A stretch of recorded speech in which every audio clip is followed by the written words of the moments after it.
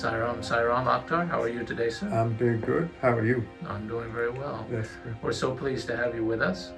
Thank you.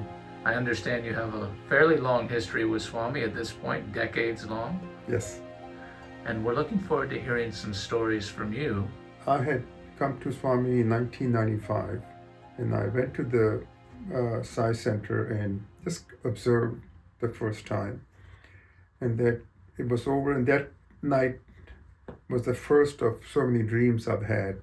In the dream, Swami is standing on the rooftop, and there's a chimney, and there's a beautiful blazing fire coming out of the chimney. And Swami is there standing, and he's singing Loka Samasta Sukhino Bhavantu. That was my first dream of Swami. The same day I went to the center, the same night I had the dream. Wow. Yeah. Anyway, Don, Steve, and I, we went to Puttaparthi in October of 1997. And we got there, and the second or third night, I had a dream. And Swami came in the dream, and he says, "Look, I know everything. You need not worry about anything." And Swami is taking care of it, and he just does this like that, and then the dream is over. And then on the third day, we got the front seat. So I think I must have my face down. I didn't know. All of a sudden, I opened my eyes, and Swami's right here. He's looking at me, and he's gazing at me. Not at me, but through me. And this is in Darshan? This is in Darshan. And life was before the gaze and after the gaze is two different lives. Yeah, I think he did something to completely transform. And I think he's done that to everybody, you know what I'm saying? But that was his gift to me. And the thing is that I didn't know any ashram protocols, so I didn't ask Swami for Padanamaskar. I think he wanted me to ask for Padanamaskar, but I didn't. And a couple of years ago, I was lying in bed and I said, "Swami, I should have asked for Padanamaskar because you came, you stood close to me." And I fell asleep.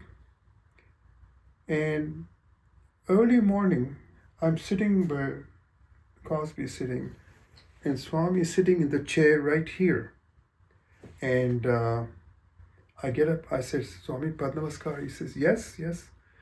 When I go down, his feet are wide apart. I said, "Swami," he goes, "Yes, yes." And he puts it, and I take Padanamaskar. And then he says, and I come up and he says, "Get me water." So I go into the garage, get a water bottle. I go into the kitchen, I get a clean glass, and I pour it, I give it to him. He drinks the whole thing. And then I said, "Swami, more?" He said, "No, bas, yeah, that's enough."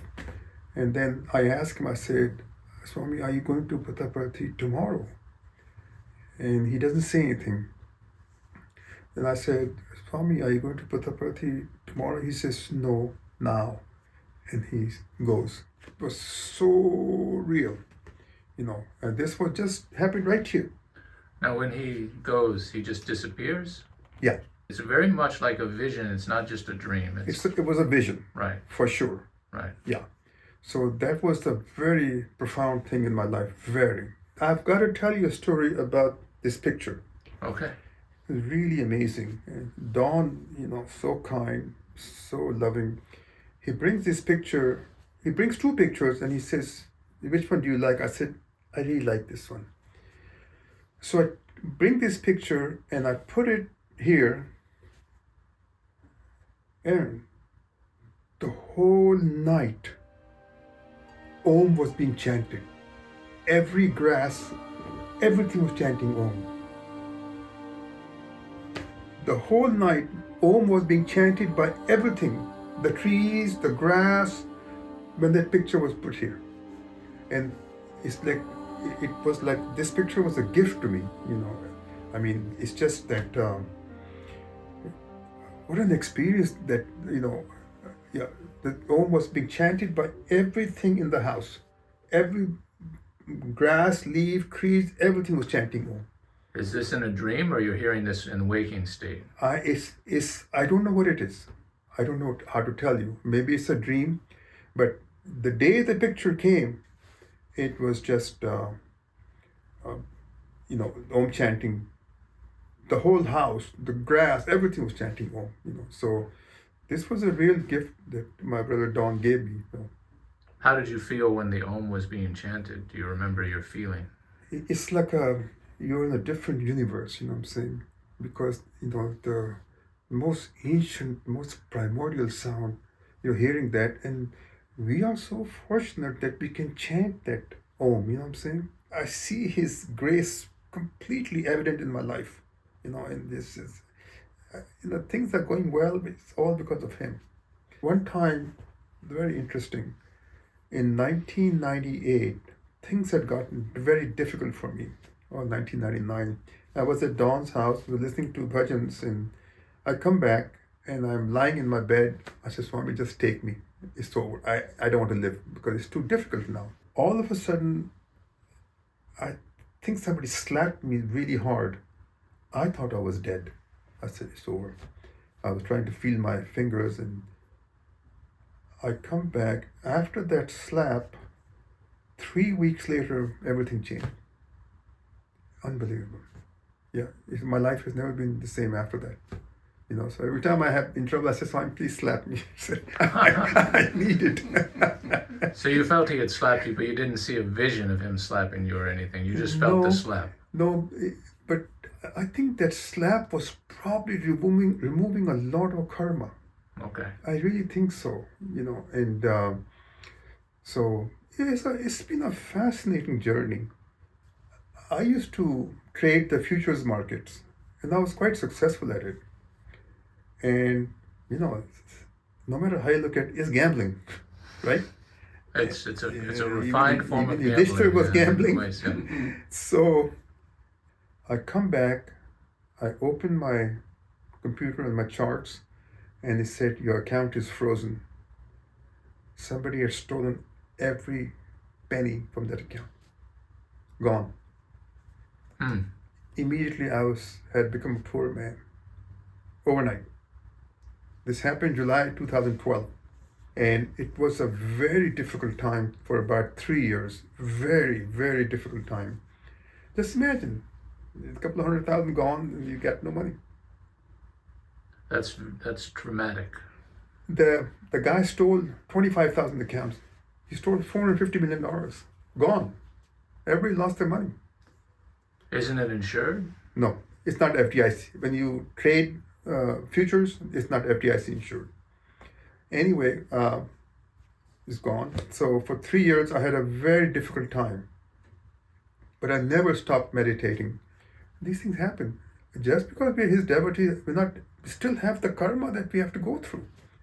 And but it's so nice to have gone through the karma and to lead a pure life. There's nothing like leading a nice purified life, you know what I'm saying?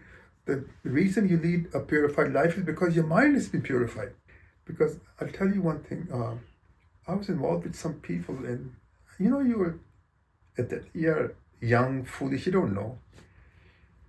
And finally, one day I see at noon, I'm sitting there and the door opens. Swami is coming in. And he goes, come on, let's go. And where was this at? Where was the location of In this? Tallahassee. In Tallahassee. At the guy's office. I was sitting and talking to that guy, and then the door opens. Swami walks in and he says, come. And I go. He shuts the door, and the door was shut. So what was your reaction when you saw him walk in the door and tell when you to come with him? When I saw him, I couldn't believe it. And when he says, come, just like that, and I just got up and I told him, I said, I'm through, I'm not coming back. And I left and never went back. See, he's even at that time, he's guiding you that don't get involved with this stuff. Come on.